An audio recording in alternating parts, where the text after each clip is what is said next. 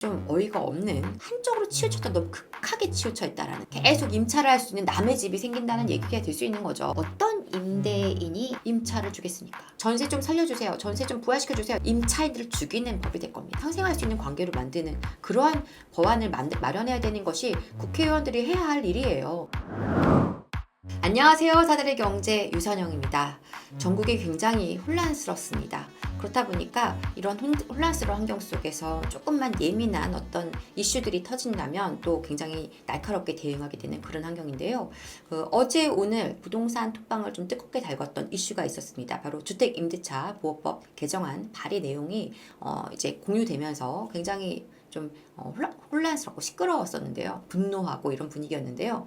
이게 사실은 이미 지난주엔가 언론에서도 보도가 나왔었거든요. 그런데 그때까지만 해도 이런 내용이 개정된다고 했을 때 사람들이 그렇게 많이 이렇게 뜨겁게 반응하거나 이렇게 많이 분노하지 않았었는데, 지금 이 탄핵 정국이 되다 보니까 조기 정권 교체가 이루어질 수도 있을 그런 가능성이 점쳐지면서 정말 저렇게 말도 안 되는 법이 정말 개정이 될 수도 있는 것인가, 이런 불안감이 좀 크게 사람들에게 어필이 된 것 같습니다. 그래서 오늘은 그 내용이 뭐고 왜 이 내용을 그렇게 걱정하지 않아도 되는지 좀 심플하게 말씀드리고자 합니다. 제가 지난 시간에 뭐 정책적인 어떤 탄핵 정국에서 방향들 크게 문제 없을 거다라는 얘기 드리면서 이 내용을 잠깐 언급드리긴 했었는데요. 생각보다도 굉장히 이 얘기가 계속 나오고 있어서 오늘은 좀 간단하게라도 언급을 드리는 게 좋을 것 같아요. 내용은 이겁니다. 세입자 원할 때까지 전세를 무한으로 갱신 청구할 수 있도록 하는 그러한 법이 이제 야당 쪽에서 발의가 된 것입니다. 좀 어이가 없는 그런 사실 내용인데요. 조금 자세하게 보면 제 국회 사이트 들어가서 보시면은 주택임대차보호법 일부 개정 법률안에서 윤종호 의원 등 10인이 발의를 했습니다. 여기 뭐 윤종호 의원이랑 해서 이런 분들이 발의를 했어요. 그래서 진보당 그리고 더불어민주당의 여러분과 그리고 조국혁신당도 이제 이 법에 같이 발의를 하셨는데요. 발의자로 참여했는데요. 일단 저는 별로 걱정하실 일은 없다라고 말씀드리고 싶어요. 내용들은 좀 잠깐 가볍게 살펴보겠습니다. 지금 일단 뭐 가장 이 법의 핵심은 그겁니다. 요즘 전세 사기 이슈가 있고 이러다 보니까 주거 부담, 불안, 그리고 어떤 자금, 자기 보증금을 못 돌려받을 거에 대한 부담, 이런 것들이 있으니 임차에 대한 임대차 계약에 대한 의무를 해서 임차인을 보호하는 것을 확대했으면 좋겠다. 취지는 굉장히 바람직하고 좋습니다.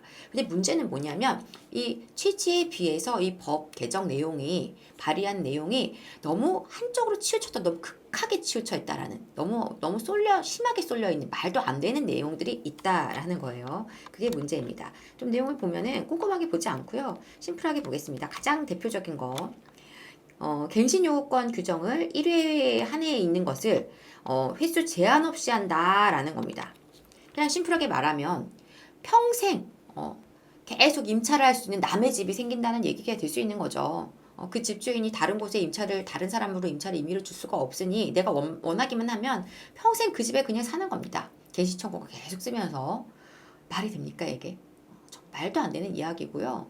있을 수도 없는 이야기입니다. 거기다 더해서 적정 임대료에 대한 제한을 두겠다라는 거예요. 그래서 주택임대료 산정위원회를 두어서 1년 주기마다 지역별로 적정 임대료를 산정하고 고시하도록 하겠다. 지금이 어떤 시대이고 우리가 지금 자유민주주의 국가인데 이게 말이 됩니까? 자본주의 사회에서 말이 됩니까? 아니, 내 사유지산을 왜 임의대로 어떤 그 금액을 고시하고 그 금액 안에서 하도록 하면, 이러한 조건 안에서 어떤 임대인이 임차를 주겠습니까? 누가 이 세입자를 들여서 내 집에 살게 하겠습니까? 아무도 할 사람이 없어요. 임대료 내 맘대로 못하고, 그리고 임차인도 갱신 청구권을 계속 그냥 쓸 수 있도록, 원하면 계속 그 집에 살도록 할 수밖에 없는 이러한 터무니없는 제도가 어떻게 이게 통과가 될 수 있는 제도이겠습니까? 그러니까 우리가 좀 현실적으로 생각을 해야 되는데, 이러한 법을 지금 들고 나왔다라는 거는 현실적인 생각이 아니라 그냥 극단으로 가는 것이고요. 제가 볼 때는 법을 개정하겠다는 취지보다는 그냥 이거를 좀 이슈화해서 전세 사기 이슈 이런 것들을 좀 사람들에게 알리고 싶은 목적이 아닌가 저는 그렇게 생각을 합니다. 이 법이 통과될 수가 당연히 없을 수밖에 없는 말도 안 되는 법이지만 만약에 통과된다 하더라도 지금 이게 마치 보면 겉으로 보기에는 임차인들을 위한 조건들인 것 같아 보이잖아요. 절대 그렇지가 않죠. 사실상은 이것은 임차인들의 주거의 질 극으로 훼손시키는 임차인들이 살 집을 없애버리는 그러한 정책이 될 겁니다. 일단은 이러한 조건에서 아무도 집을 사서 임차를 주고 싶지 않죠. 만약에 이거 정말 만에 하나 통과가 된다 하더라도 집을 파시려는 분들이 많을 거고요. 이런 법이 통과된다면 차라리 집을 팔고 똘똘한 상체를 뭉쳐서 그냥 내 집만 잘 가져가자. 굳이 내가 쓸데없이 임차 주면서 스트레스 받는 거 할 필요가 없다. 라는 쪽으로 가시게 될 거고요. 그리고 집이 임차를 주시는 분들 월세라도 조금씩 받아야지 하시는 분들도 이제 전세는 안 주고 월세로만 다 돌리시면서 그 월세를 받으시려고 할 텐데 전세 매물이 급감할 거 아닙니까? 왜냐하면 임대인들이 세를 들 집을 다 없애버릴 테니까요. 그러면 결국은 월세 수요가 엄청나게 늘어날 테고 월세 값이 폭등할 수밖에 없습니다. 아무리 산정하려고 하면 뭐합니까? 수요가 그만큼 쏠리는데 세를 안 주면 세를 높이지 않은 방법이 없습니다. 누구에게 임차를 줄지 대안이 없는 것입니다. 그래서 이렇게 될 경우에 임차인분들은 결국은 높은 월세 비용을 부담을 해야 되는 거예요. 계속 월세값이 오르면 어떻게 되겠습니까? 결국은 우리나라가 갖고 있는 유일무이한 제도, 이 좋은 전세 제도, 사람들이 전세를 막 찾아가게 될 수밖에 없습니다. 전세가 없어진다라는 점점 월세해야 된다 이 얘기를 자꾸들 하시는데요. 말도 안 되는 얘기입니다. 과거에도 박근혜 정부 때도요. 이제 월세해야 된다라는 얘기는 계속 있었어요. 늘 자주 있어왔던 이야기지만 한 번도 그렇게 된 적이 없습니다. 왜냐하면 이 전세제도 자체가요. 임차인에게 유리한 제도입니까? 임대인에게 유리한 제도입니까? 아니요. 모두에게 임대인 모두에게 서로 만족하는 제도이기 때문에 여태까지 계속 유지가 되어 왔던 것이고 그만큼 우리 부동산 시장에서 중요한 역할을 해왔던 것입니다. 임차인분들은 내가 비용을 들이지 않고 내 보증금을 그대로 넣었다가 그대로 받아올 수 있는 이 전세라는 제도, 나는 집 사는 것도 무섭고 집 샀다 집값 떨어지는 건 난 두려우니까 나는 이 전세를 좀 쓰고 싶어. 이런 분들이 전세를 쓰게 되는 것이고요. 임대인분들은 내 자금을 다 쓸 수 없지만 전세를 활용해서 내가 어느 정도의 자금을 전세라는 비용에서 충당함으로 해서 가치가 올라갈 걸 기대하고 집을 사는 겁니다. 이 조건이 맞아 떨어지기 때문에 여태까지 전세가 계속해서 그 명맥을 이어올 수 있었던 거예요. 어떤 분들은 전세를 없애야 된다고 하는데 전세 없애면 임차인들이 제일 힘들어요. 임대인들은 그냥 세 안 주고 집 팔아서 자기 거주하는 주택에 그 집의 가치를 더 올릴 수 있는 물건으로 갈아타면 됩니다. 근데 임차인분들은요, 어떡합니까? 결국 높은 월세로 가야 되는 거고요. 지금처럼 이런 제도가 말도 안 되는 제도가 만약에 적용이 된다고 한다면 더더군다나 이제 더 매물이 부족해짐으로 해서 높은 월세 부담을 해야 되고 결국은 다시 전세 좀 살려주세요. 전세 좀 부활시켜주세요. 이렇게 될 수밖에 없는 환경이 될 것입니다. 그리고 이렇게 되면 전세값도 올라갈 수밖에 없어요. 왜냐하면 이런 말도 안 되는 조건에 누가 전세를 주려고 하겠습니까? 그래서 전세값도 폭등할 수밖에 없는 환경이고요. 결국은 임차인을 위한 제도라고 법이라고 개정을 했는데 임차인들을 죽이는 법이 될 겁니다.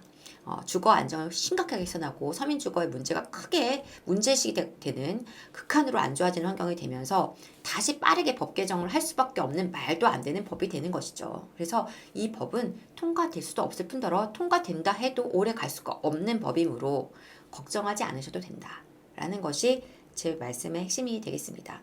결국은 법을 좀 이제 임차인들을 위한 법을 만들어 가시려면요. 임대인들에게도 어느 정도 그 수용이 될 수 있는 방식을 해야 합니다. 임차 임대인이 서로 적대적인 관계로 자꾸 만드는 법을 자꾸 발의하면 누가 서로가 이거 하려고 하겠습니까?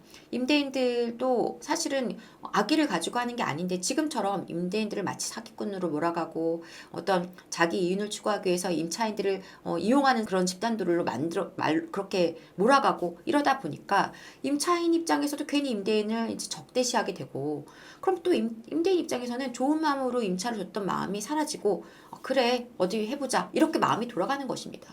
이거를 서로 상생할 수 있는 정책은 임대인에게도 적절한 어떤 좋은 조건들을 제시해서 서로가 서로에게 도움이 될 수 있는, 윈윈할 수 있는, 상생할 수 있는 관계로 만드는 그러한 법안을 마련해야 되는 것이 국회의원들이 해야 할 일이에요. 한쪽으로 치우쳐서 극단으로 몰아가는 이러한 정책은 되지도 않을 뿐더러 결코 우리 부동산 시장에 어떤 좋은 역할, 순환하는 좋은 어떤 순기능을 할 수 없는 그런 법이라는 점을 분명히 얘기 드리고 싶습니다.